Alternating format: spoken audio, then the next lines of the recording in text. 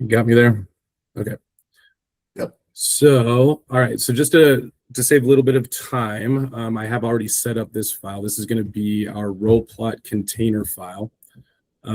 This will be separated from the actual roll plot itself, but this is going to be our starting point. Just to kind of show you a few of the references I popped in here. So you'll probably have a little bit more. Just brought in some existing utilities, geometry files, proposed corridors, right-of-way models. You'll probably have some proposed hydraulics and some other files, but just for our purposes, this should be enough to set up a good roll plot. So this is one of CDOT's Region 3 projects. This is a I-70B,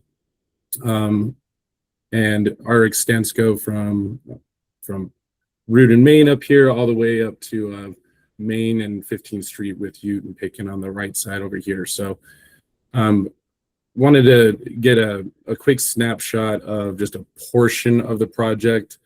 If you wanted to add additional sheets, you'd create another boundary over here, but the first step to do would be to start with a no plot level, just as a guide for your sheet boundary. So I've already placed this yellow no plot for the area that I first want to capture for my first roll plot sheet. So the first step that you want to do is make sure that your line style is on your sheet name boundary shape. So this is a no plot level, so you're not getting any random line work later once you've created your roll plot. Once you have that selected, you want to come up here to drawing production. You come over the name boundary tool. So I'm going to select that.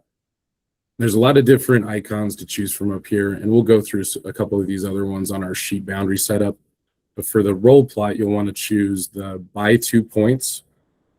And before you create your boundary, you just want to name this. So this is going to name our name boundary. It's not naming our drawing model or our sheet model, but it's going to be naming our name boundary itself that holds all the data. So we just want to say roll plot name boundary. And then it's as simple as clicking from the top left to the bottom right. And you want to make sure your create drawing here is checked. So that will open up your dialogues for the next step. So you click the corners, click once more to accept. And then this roll plot name boundary up here pops up. So you don't want to necessarily choose any seed for this one. So for plans, profiles, you'll want to start with a seed. Since we're creating like a custom type sheet, you don't necessarily need to have a drawing seed selected for this one. You do, however, want to have your create drawing model checked. You do not want to have your create sheet model checked just yet. I'll go through that step once we've created our drawing model. So once you've done that, you want to make sure that the annotation is set to whatever scale your roll plot is set to. So this file right here for my roll plot container has been set to a 1 to 50. If you want something at 1 to 100, 1 to 200, this is where you select that down here as well. So you want to do 1 to 50. All right. And then so you want to do, the next thing you want to do is, before we're creating everything in one file, right? We'll have our container or our nested, as we used to call it, and then you'll have like your drawings and sheets all in one file. We found that a better workflow is actually to have that separated out into a completely different DGN. It helps out with just loading, printing, just a lot of that back end, like kind of time suck that you guys have been used to. So helps speed up the process. So you want that to be checked. And then we want to come over here and say add, create new drawing file. So we're going to go over here, and this is already linked to the folder that I already want to go to. And so we want to name this. It's not a container anymore. It's a plan. So this goes back to the file naming convention that we've been establishing with CDOT. So we want to do plan, and then we can still call that roll. So we'll do that DGN. And then in the description, we can just say roll plot sheet. Or we can say sheets in case you wanted to add other roll plots in the same file. So we'll say save. And then I'm going to have this check down here, the open model. It's automatically going to open up that other model once I've hit OK. So we'll hit OK there. Give it a second to open up. And so this will automatically create our drawing model in a separate DGN, and then we'll go through that next step of creating our sheet for that.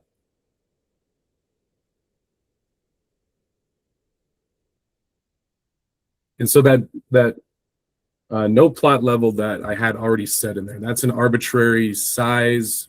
You don't necessarily have to have that set before you go through this next step. This is now where we're going to dictate our size of our sheet, the boundaries, the widths, and the heights for printing purposes as well. So now we get our drawing model here, everything's set up. First thing you want to do is come over to your view attributes, make sure your level overrides and your line weights are turned on. So we get our drawing model set up. All right, and then so for our sheet creation, we want to come over to our drawing model, or excuse me, our model dialog up here. You can see we already have our drawing model set up. And I did make a mistake there. It should have been just called roll plot drawing. That was my mistake. So that was on that last step when you're creating your name boundary. You just want to name that whatever your drawing is going to be.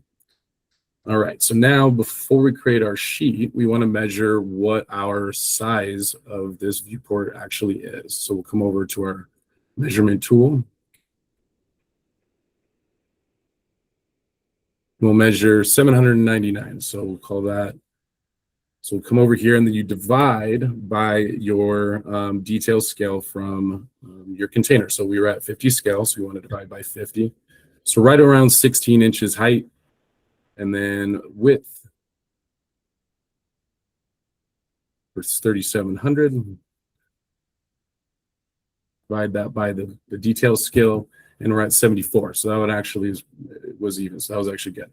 All right, so we're at about 16 inches by 74. So now this is your choice of whether you want to create a sheet where the extents of this entire view goes all the way to the border, or if you'd like to have a small gap around the sides for notes that you want to add to your sheet, any sort of little title block you want to create, title, anything like that. So we're gonna do it that way to create a small little gap around this. So we want to come over to, let's see.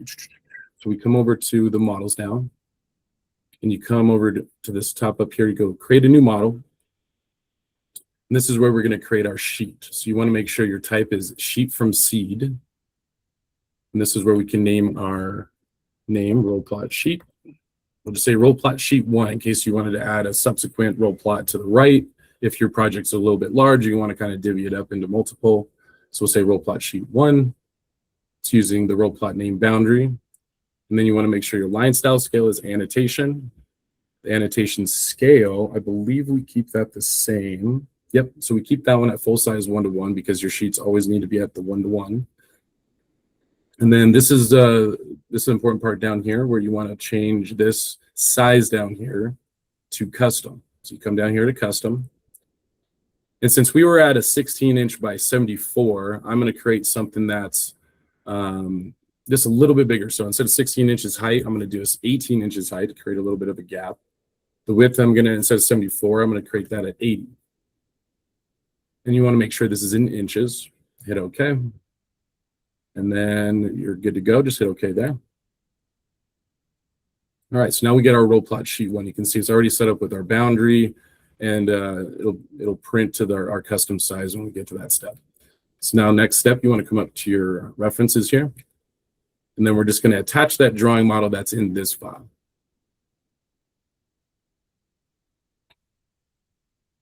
So select that same file, add. Then we'll just make sure our drawing model, we only have the 2 models in here, our sheet and our drawing. So make sure the drawing's there. And this is where you want your live nested set to a depth of 2. And everything else should be set up. Hit OK. And it's going to be shut off into space a little bit. So hit this tool right here, the fit view. And then it's over here to the right. So we're going to select that. And we're just going to move it down into our sheet boundary area here.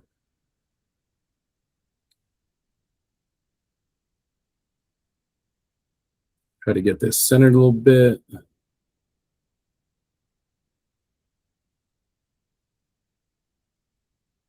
All right, so that looks pretty good. Okay, so then this gives you an opportunity to get a little bit more room on your sheet once it's printed to add notes. If you want to move this a little to the left, whatever you need to do to provide that information there. So this is one thing as well. We need to make sure our line style scale is set by the reference scale, or excuse me, by the model. So this is, you just uncheck that and then your line styles will come in correctly.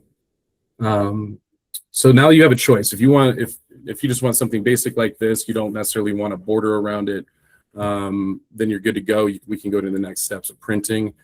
We like to put a little bit of a border around it, just to kind of creates a little bit more aesthetic to it. So come over to sheet, lines, and then we will create our border here. Excuse me, I did skip one step. You want to make sure your view attributes, your level overrides, and line weights are turned on as well. All right, so we've created that, and we're just gonna offset that one more in, so we get a little 2-line border.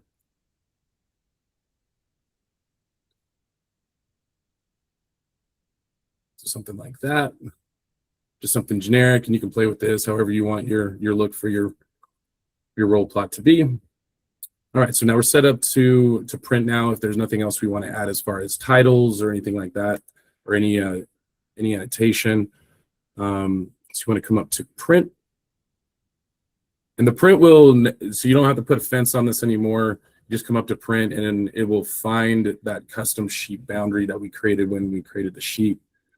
And so this is an important part here. Since we're creating something that's not already in your drop down here for something to choose, you want to come up here to settings, preferences, and then you want to make sure this allow paper size editing is checked. You can see there's nothing down here when it's unchecked. Once you check that, it gives you opportunity to manually input that. All right, so our paper size, so width is going to be 80, and we're just going to match the same size that we had on our sheet creation, so 18 by 80.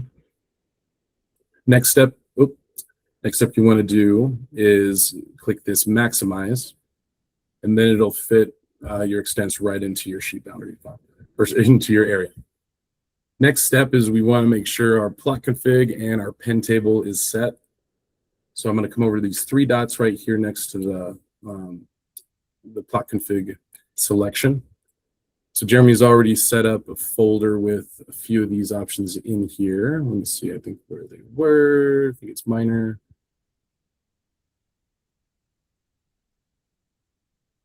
And so we've gone to just one plot config, well, 2. One plot config for roadway and most other disciplines, and then 1 for bridge. But there's really only going to be 2 plot configs to choose from. Pen tables as well. There's only going to be 1 going forward. It's called WYSIWYG. That means what you see is what you get. It makes it so that you're controlling everything through your container file, and Jeremy will touch on that here in a second. Instead of having 7 to 10 different pen tables, and you're trying to guess which one to use, it has helped us tremendously. So I'm just going to pick one of these. If you're not doing anything bridge, everybody else is choosing this other CDOT PDF plot config. All right, so you select that one there. And then you come down here to the pen table, and you hit these 3 dots here. And we'll pick that WYSIWYG pen table.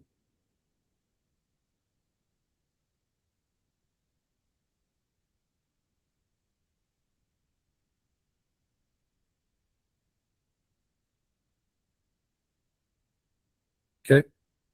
All right. So it looked like when I picked the, okay. So that was my mistake for as well. So once you pick the plot config, it kind of reverts back your size as well. So that would be the first step that you'd want to do, is set that plot config. So we're just going to come up here, make sure our editing is set. Boom, we still got that. Over here, paper size 80 by 18. Okay. Maximize. And then in your display up here, you just want to make sure your level override, excuse me, I'll go back to that. It's these 3 dots right here. It's your print attributes. So you want to make sure that's set with your level overrides, line weights, line styles, everything turned on here. Hit OK. All right, so now this is all set up, and now we can print to whatever folder you'd like to on your desktop or anything like that. So you hit, so I'm just going to do this to my desktop real quick.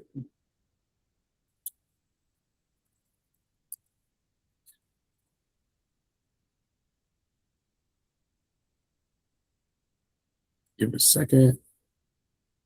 And we have our roll plot. So you can see, so we like to do, at least for a couple last roll plots that I've been creating, we're doing 50 scale. That allows you to zoom in and everything's not super blown up or anything like that. But that's more a user preference on your side. But you can see our border that we've created, that's visible, and everything's good to go. So that's pretty much it. So if there's any questions, we'll open up the floor to anybody that has anything.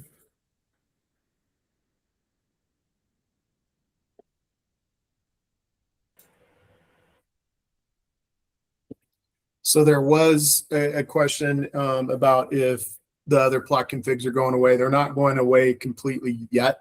The two plot configs that we created, which are what really control what the prints are going to look like for the PDFs based on the color maps. And that was one thing that we controlled there. And then the WYSIWYG pin table basically controls with the text and images and different things like that and how those print out. So those two together make it easier to use from a level symbology standpoint. And then the plot configs that are there now will remain until we kind of get through the testing, the users. We've been using these for about 5 years now, just the plot config and the pin table, and we've been able to utilize it for every discipline, every specialty group that we've been printing with. So definitely trying to move forward to make it easier for everyone, so they're not having to guess which pin table which pin table and which plot config they need to use. So that's really kind of a lot of the reason why we move this direction. So those will be available and sorry, correct me if I'm wrong, but those will be available in the 24 workspace when it comes out, so that you guys will be able to start testing that and start using that. Yes, that's gonna be people hand will be included with the upcoming release, and for you guys to test and tell me if you see any issues. Hopefully in the future we'll eliminate everything else and we'll keep to, and yes, if this is going to be a success and I receive good feedback from you, it's gonna be the default, like one of the questions.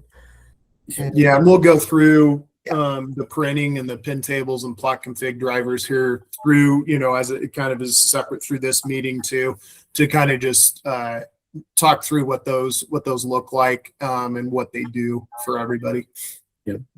And to answer someone's question in the chat about utilities printing only in color, that's a good question. So the way that Jeremy has set up the plot config and the pen table, everything now is going to be controlled through overrides in your container files. So I've already in my container, instead of me jumping back into it, I'll kind of show you how I already set those up. So these three corridor models are our proposed roadway design. Those have been set to a level of 20. So it's like a darker line. It's not a complete black. Have you touched on color maps, Jeremy, as far as like the first 9 being black? No, we'll get into all. I'll get into all that with container files and stuff. Okay, then I can stop there, and yeah, Jeremy will go over that when we get to that. So, but yeah, that's all controlled through containers now. It has streamlined the process. You're not guessing, oh, do I use utilities, and then, oh wait, something else is turning black, and going into the pen table and modifying and stuff. So this is streamlined things tremendously. So